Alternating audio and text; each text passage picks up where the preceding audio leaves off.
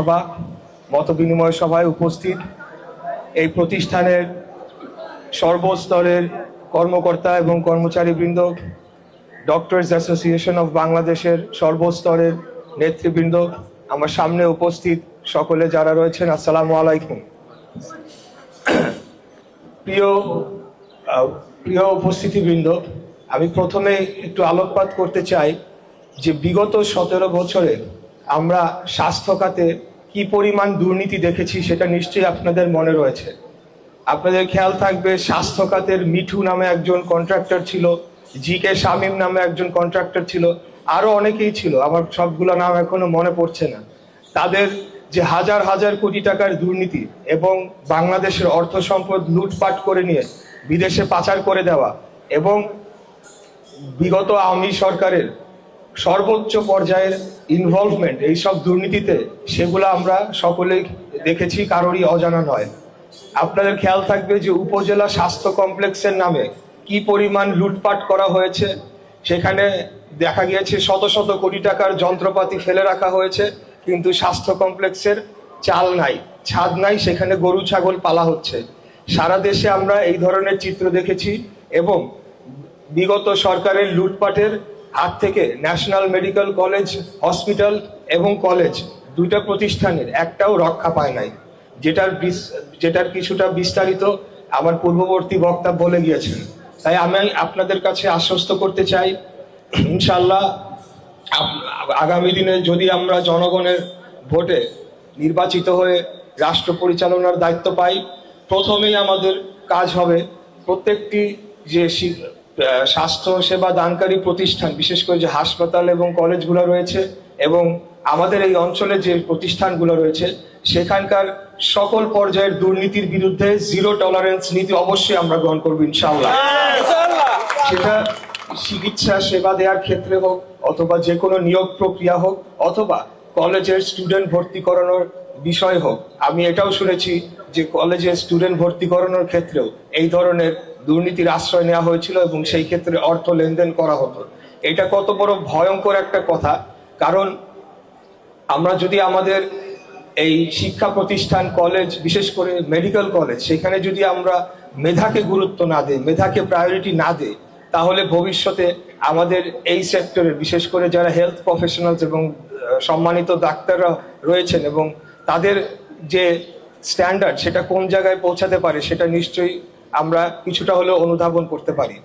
এখানে আমাদের একটা দাবি বলা হয়েছে যে সামনে একটা সিনেমা হল রয়েছে, সেইটা সম্ভবত এটা পরিত্যক্ত না?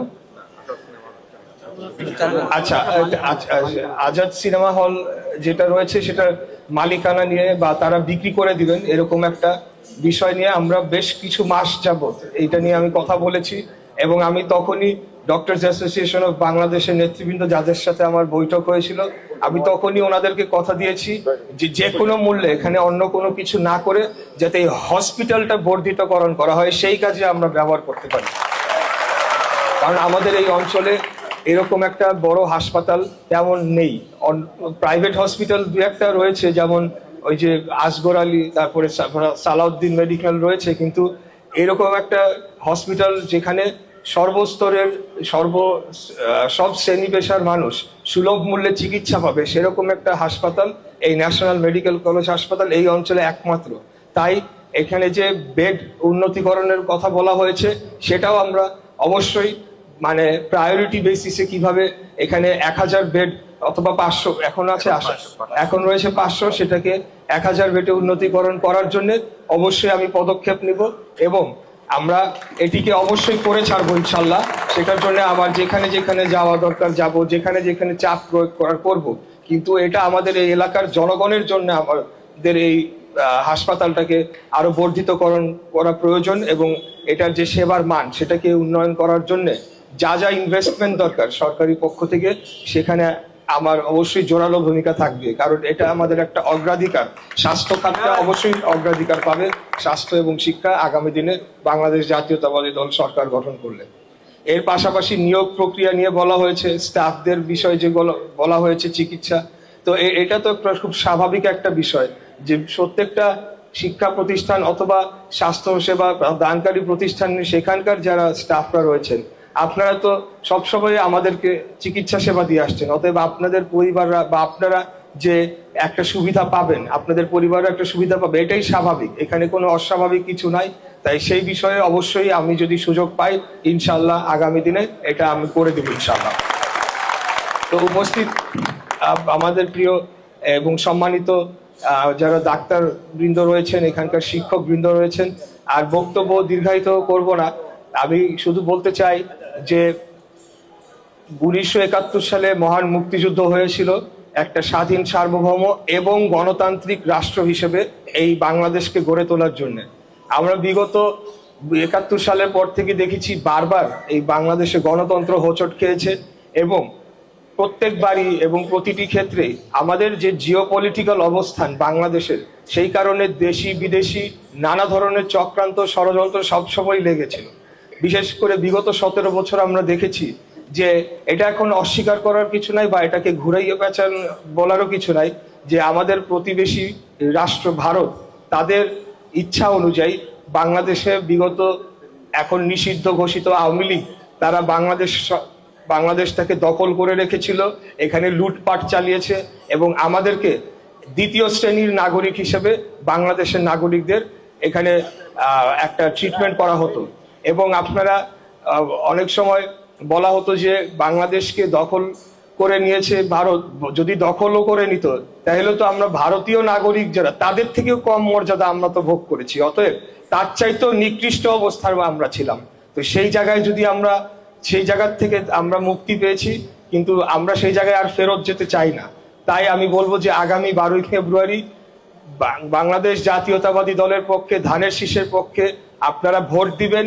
ভোট দিয়ে দেশকে রক্ষার জন্য হলে আপনাদের এখন ভোট দিতে হবে ধানের শীষে। যদি আবারও পতিত স্বৈরাচার ফ্যাসিবাদ তারা যদি আবারও ফেরত আসে, আপনারা অনেকেই লক্ষ্য করে থাকবেন যে 2-3 দিন আগে খুনি শেখ হাসিনার দুর্নীতিবাজ পুত্র সজীব ওয়াজেদ জয় আমেরিকায় বসে একটা ইন্টারভিউ দিয়েছে, এবং পুরো সময়টাতে যে গণহত্যা সংগঠিত করা হয়েছিল পুরো বিষয়টা অস্বীকার করে যাচ্ছিল, ডিনায়ালে ছিল। অতএব এদের তো কোনো ধরনের অনুশোচনা নাই, তারা কোনো বিষয়ে অনুতপ্ত নয়। এদিকে যেমন এটা রয়েছে, অপরদিকে আমাদের যারা প্রতিপক্ষ তারাও, তাদের ব্যাপারে আর কি বলবো, আমরা তো তাদেরকে, যেটা আমাদের দলের চেয়ারম্যান বলেছেন, আমরা তো 71 সালে, আমি জন্ম হয় নাই কিন্তু ইতিহাস তো পড়েছি, আপনারা অনেকেই দেখেছেন, 71-এই তাদেরকে দেখা হয়ে গেছে, তাদেরকে আর নতুন করে দেখার দরকার নাই। আপনারা যদি তাদের বড় বড় সমাবেশ করছে তাদের দলীয় প্রধানরা, তাদের যদি আপনি বক্তব্যরা শুনেন, একটাই তাদের ইস্যু খালি চাঁদাবাজি। আর কি কোনো সমস্যা বাংলাদেশে নাই? বাংলাদেশের শিক্ষা খাত নিয়ে তাদের পরিকল্পনা কি? স্বাস্থ্য খাত নিয়ে তাদের পরিকল্পনা কি? নগর নিয়ে তাদের পরিকল্পনা কি? দুর্নীতিমুক্ত করার জন্য দেশকে কি করবে? আমাদের এই যে পরিবেশ এই পরিমাণ দূষিত হয়ে গিয়েছে, একটু বসবাসের অযোগ্য হয়ে পড়েছে, এই দূষণ নিয়ে ওনারা কি করবে? কোনো পরিকল্পনা তাদের নাই। তাদের খালি একটাই কথা, একটাই স্লোগান, একটাই তারা ওই যে তোতা পাখির মতো বয়ান দিচ্ছে, চাঁদাবাজি। আর হলো আমরা কোনো ভালো কোনো উদ্যোগ নিলে সেটার সমালোচনা ছাড়া তাদের নিজস্ব কোনো প্ল্যান নাই। আমরা হেলথ কার্ডের কথা বলেছি, আমরা ফার্মার্স কার্ডের কথা বলেছি, আমরা ফ্যামিলি কার্ডের কথা বলেছি, এবং যারা গ্র্যাজুয়েটরা হবেন তাদেরকে একটা ভাতা দেওয়া হবে, যাতে যতদিন না পর্যন্ত তারা কর্মসংস্থান হচ্ছে, তাদের যাতে ট্রান্সপোর্টেশন বা চাকরি খুঁজতে গেলেও তো এদিক ওদিক যাওয়া লাগে, একটা খরচের বিষয় থাকে, সেটা যাতে তাদেরকে দেওয়া হয় সেটার কথা বলেছি। কিন্তু তাদের এগুলা নিয়ে কোনো ধরনের পরিকল্পনা নাই, কোনো ধরনের স্টাডি নাই, কোনো ধরনের রিসার্চ নাই, কোনো ধরনের ডেটা স্ট্যাটিস্টিক্স কিছুই নাই।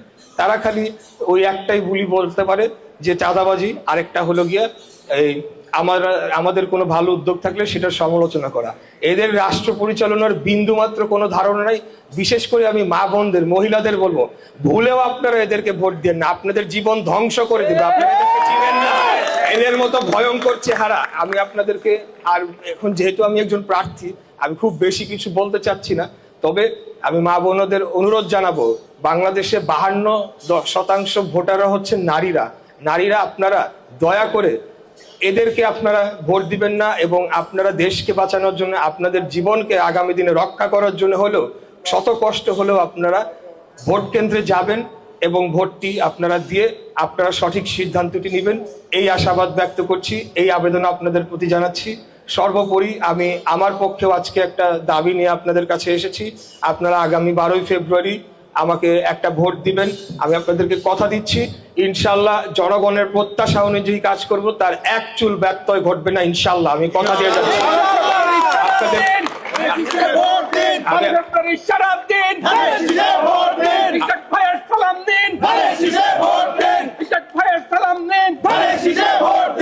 আমি রাজনীতি করতে এসেছি কোনো কিছু পাওয়ার বিনিময় নয়, কোনো কিছুর জন্য নয়। রাজনীতিতে এসেছি একটা লড়াই সংগ্রামের জন্য, বাংলাদেশকে রক্ষার জন্য যুদ্ধ সংগ্রাম করে আমাদের এই দেশকে বিদেশি আধিপত্যবাদের হাত থেকে মুক্ত করার জন্য।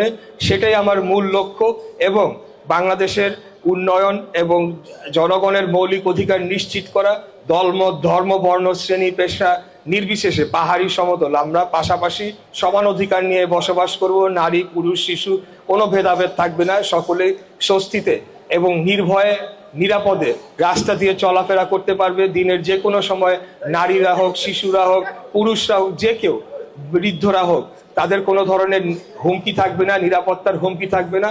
সবাই এই দেশে নিজের মতো করে নিজের সর্বোচ্চ অধিকার নিয়ে বসবাস করবে। এরকম একটা পরিবেশ আমরা গড়ে তুলতে চাই।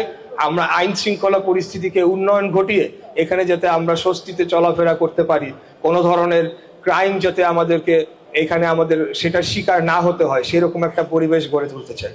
তো প্রিয় উপস্থিতিবৃন্দ, আর বক্তব্য দীর্ঘায়িত করব না, আমার দিনটা শুরু হচ্ছে। আমরা প্রচার অভিযানে নামবো। আমাদের প্রথম দিন যেদিন আমরা প্রচার করতে নামি বৃহস্পতিবার, সেই দিন প্রায় 17 কিলোমিটার আমরা হেঁটেছি, শুধু পায়ে হাঁটা, রিক্সা চলাচল নয়। শুক্রবার দিন একটু কম ছিল, 13 কিলোমিটার, এবং গত পরশু দিন সর্বোচ্চ ছিল 19 কিলোমিটার আমরা পায়ে হেঁটেছি। গতকালকে আমার গণসংযোগ ছিল না, আজকে আশা রাখি যে প্রায় 18 থেকে 20 কিলোমিটার হাঁটা হবে। তো আপনারা সবাই ভালো থাকবেন, আমার জন্য দোয়া করবেন এবং ধানের শীষে ভোটটা দিবেন। খোদাফেজ, বাংলাদেশ জিন্দাবাদ।